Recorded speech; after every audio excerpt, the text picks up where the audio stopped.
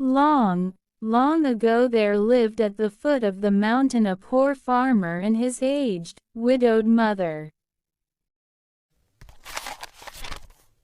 They owned a bit of land which supplied them with food, and they were humble, peaceful, and happy. Shining was governed by a despotic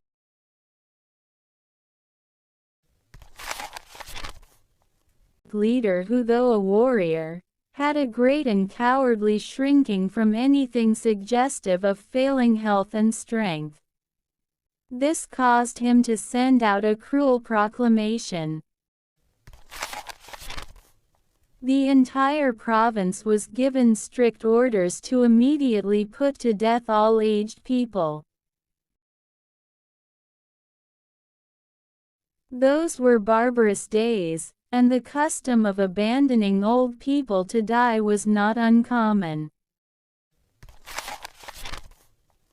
The poor farmer loved his aged mother with tender reverence, and the order filled his heart with sorrow.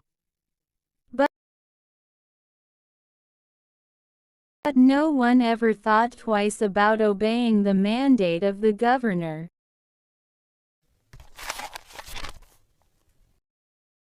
So with many deep and hopeless sighs, the youth prepared for what at that time was considered the kindest mode of death. Just at sundown, when his day's work was ended, he took a quantity of unwhitened rice, which was the principal food for the poor, and he cooked, dried it, and tied it in a square cloth, which he swung in a bundle around his neck along with a gourd filled with cool, sweet water. Then he lifted his helpless old mother to his back and started on his painful journey up the mountain. The road was long and steep. The narrow road was crossed and recrossed by many paths made by the hunters and woodcutters. In some place, they lost and confused, but he gave no heed. One path or another, it mattered not. On he went, climbing blindly upward, ever upward towards the high bare summit of what is known as Obatsuyama, the mountain of the abandoning of the aged. The eyes of the old mother were not so dim but that they noted the reckless hastening from one path to another, and her loving heart grew anxious. Her son did not know the mountain's many paths, and his return might be one of danger. So she stretched forth her hand and snapping the twigs from bushes as they passed,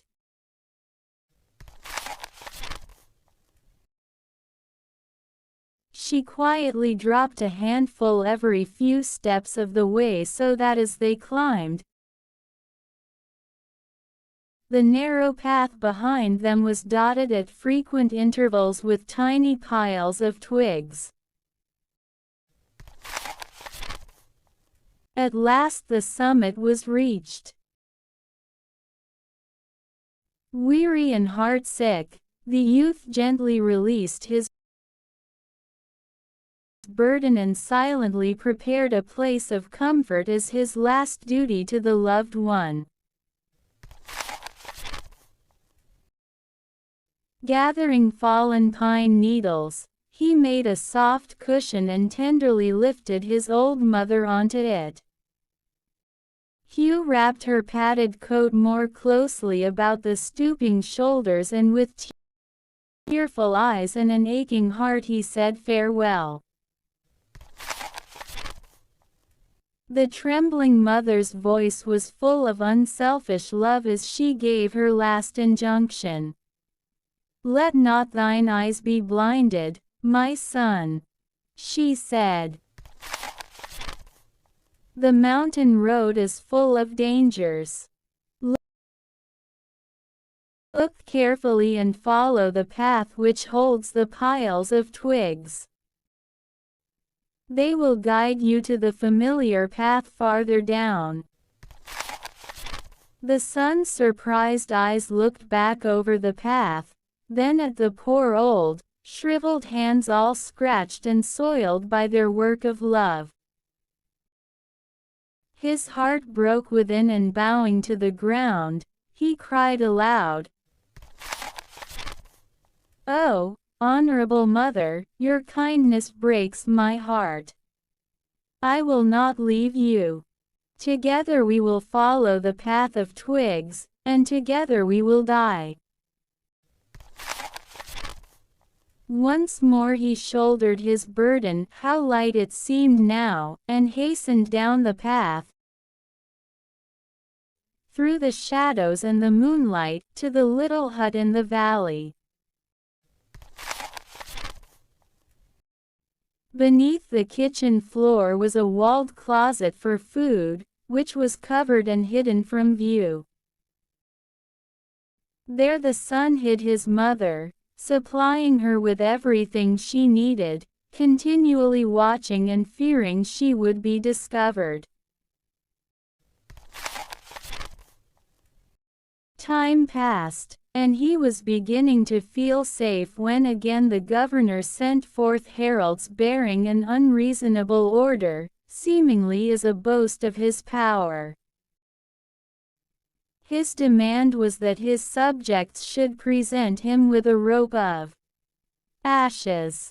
The entire province trembled with dread. The order must be obeyed, yet who in all shining could make a rope of ashes?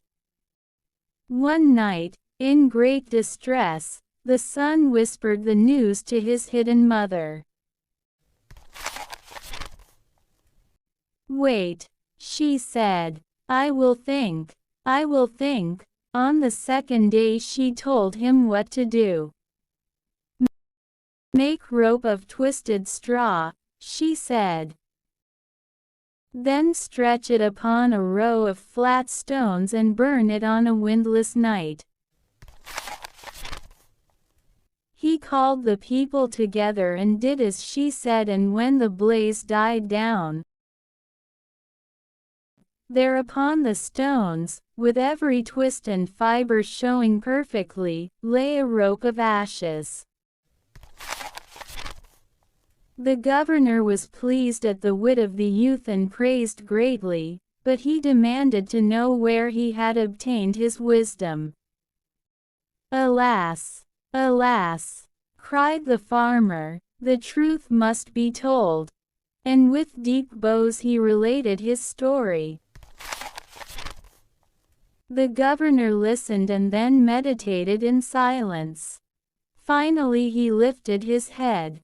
"Shining needs more than strength of youth," he said gravely. "Ah, that I should have forgotten the well-known saying, 'With the crown of snow, there cometh wisdom.'"